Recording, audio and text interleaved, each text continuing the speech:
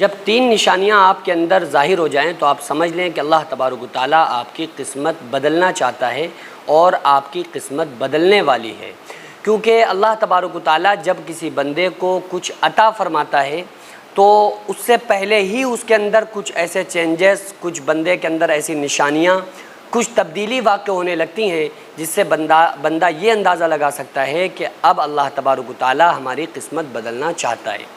حالانکہ جو بندہ یہ کہتا ہے نا اور سمجھتا ہے کہ قسمت بدلنا چاہتا ہے، تو جن لوگوں کی قسمت اللہ بدلتا ہے نا،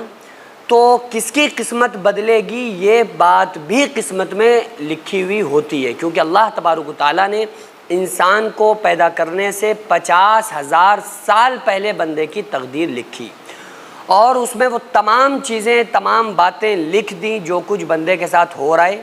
جو کچھ ہو چکا ہے اور جو کچھ ہونے والا ہے۔ یعنی کہ شروع سے آخر تک کی دنیا میں جو کچھ ہونے والا تھا اللہ تبارک و تعالیٰ نے قسمت میں یعنی لوح محفوظ میں، تقدیر میں لکھ دیا۔ اب ہر انسان کی قسمت اپنے اپنے ساتھ لگی ہوئی ہے، لیکن اتنا ضرور ہوتا ہے کہ کچھ ایسی چیزیں، کچھ ایسے کام، کچھ ایسے افعال جو ہمارے کرنے کی وجہ سے ہماری قسمت میں تبدیلیاں پیدا ہوتی ہیں۔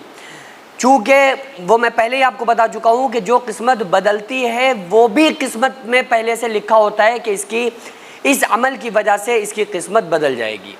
ایک ایگزامپل آپ یوں سوچیں کہ اگر کوئی بندہ یہ دعا کرے کہ ہمیں موت کبھی نہ آئے، تو یہ بندے کی دعا کبھی قبول نہیں ہوگی۔ یہ تقدیر میں لکھا ہوا کوئی نہیں مٹا سکتا، چاہے پوری دنیا مل کر دعا مانگے، جب بھی ایسا نہیں ہو سکتا کہ کسی کو موت نہ آئے۔ لیکن ایسا ضرور ہو سکتا ہے کہ اس کی عمر میں اللہ تعالیٰ برکت عطا فرما دے، اس کے عمل نیک کے سبب، اس کے نیک کاموں کی وجہ سے اس میں اللہ تبارک و تعالیٰ اس کی عمر میں برکت عطا فرما دے، اس کو 50 سال کی عمر 500 سال کے برابر لگنے لگے۔ یہ ایک الگ بات ہے جو کہ انسان کی دعاؤں کا صلہ اور نیکیوں کا صلہ اللہ تبارک و تعالیٰ اس طرح سے بندے کو عطا فرماتا ہے۔ اب اللہ تبارک و تعالیٰ نے ارشاد فرمایا قرآن کریم میں، ان مع العسر یسرا،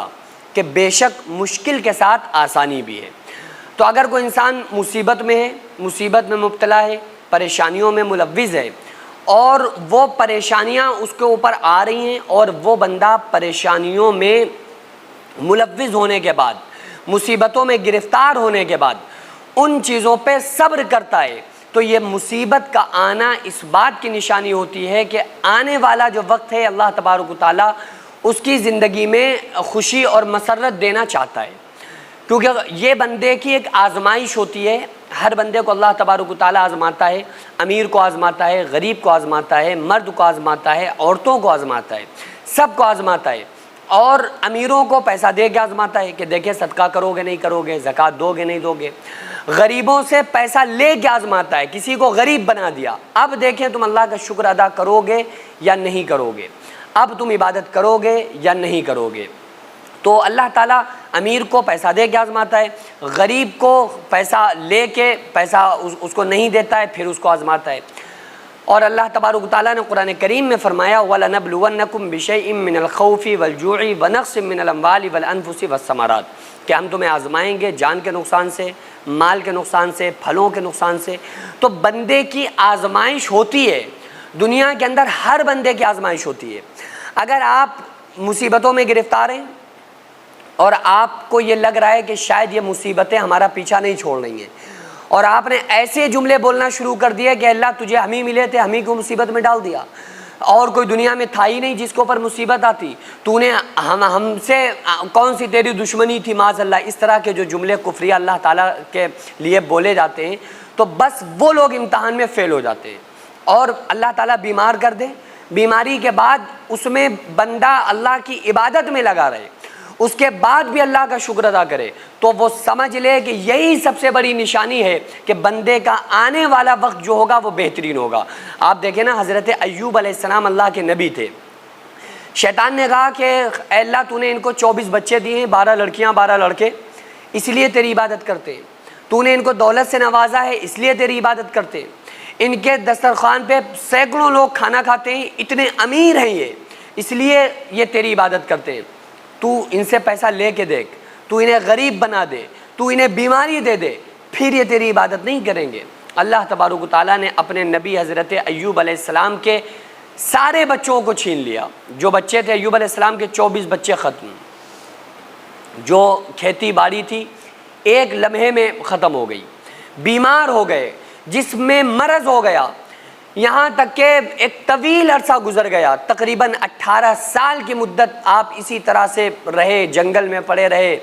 سب کچھ ختم ہو گیا. لیکن اس کے بعد بھی جب وہ صبر و شکر کا, تحمل کا دامن نہیں چھوڑا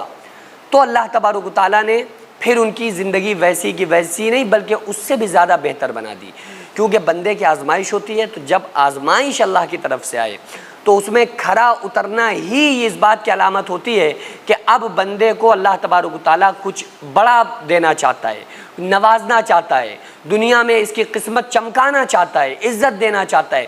اس لیے اس پر مصیبتیں آئیں اور یہ بندہ اس میں صبر کر رہا ہے. تو جب بھی ہم پر کسی طرح کی کوئی مصیبت آئے ہمیں صبر کا دامن نہیں چھوڑنا ہے. ان اللہ مع الصابرین, اللہ صبر کرنے والوں کے ساتھ ہے. اور ان مع العسر یسرا, بے شک مشکلات کے ساتھ آسانی بھی ہے.